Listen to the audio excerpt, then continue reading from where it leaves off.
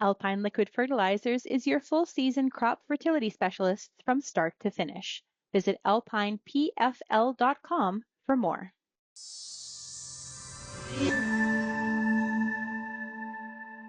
Well, President Trump has given a potential deadline of February 1st regarding tariffs on Canadian products. And now an entire country is preparing for that reality. Host of Real Ag Radio, Shaun Haney, joins us now with the very latest on this. Shaun, always good to have you with us. So what comments from Trump's World Economic Forum speech yesterday caught your attention? Yeah, great to be with you here this morning. So I think one of the key things here is President Trump has still yet to drop the 51st state rhetoric, essentially saying in his speech that, unless Canada becomes the 51st state, it's going to face substantial tariffs. That seems to be a pretty tall ask, especially even if you thought it was going to be true. Pretty tight timeline between now and February 1st. So need to kind of push that aside. Obviously, though, he is very committed to putting very punishing tariffs on both Canada and Mexico, almost to the point where now he's talking tougher on trade with Canada and Mexico than he is on China or even the EU, which was a very steady target of his during the first Trump administration. So there's definitely some work for Canada and Mexico to try to sort out here how they can avoid this tariff situation between now and next week if he holds to that February 1st date. Right, because here we are on the 24th of January, so we literally are talking days away. Anything that Canada as a country can do to avoid the tariffs?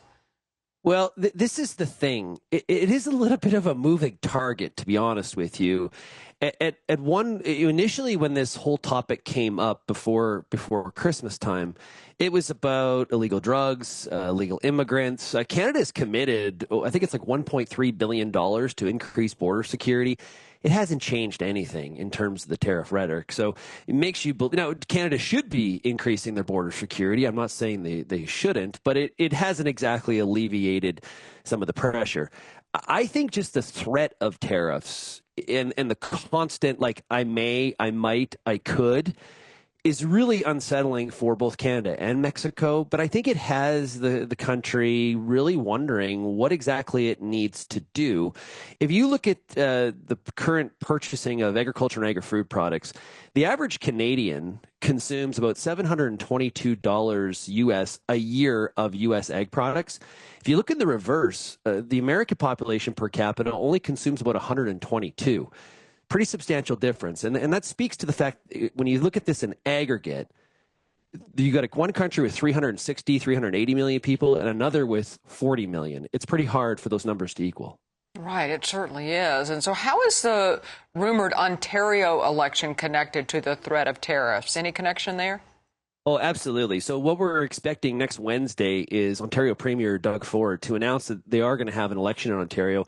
He's been talking for the past couple of weeks that he needs a clear mandate in how to respond to these Trump tariffs and what he should be pushing for.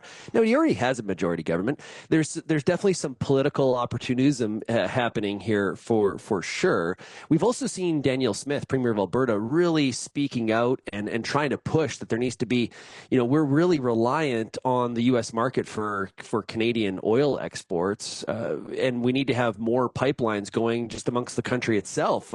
Energy East is a pipeline that was turned down by both Ontario and Quebec a number of years ago. Also, a recommitment of more capital going into pipelines to get Canadian energy to places like Asia as well. So some of the provinces definitely using this as an opportunity to try to get what they want politically.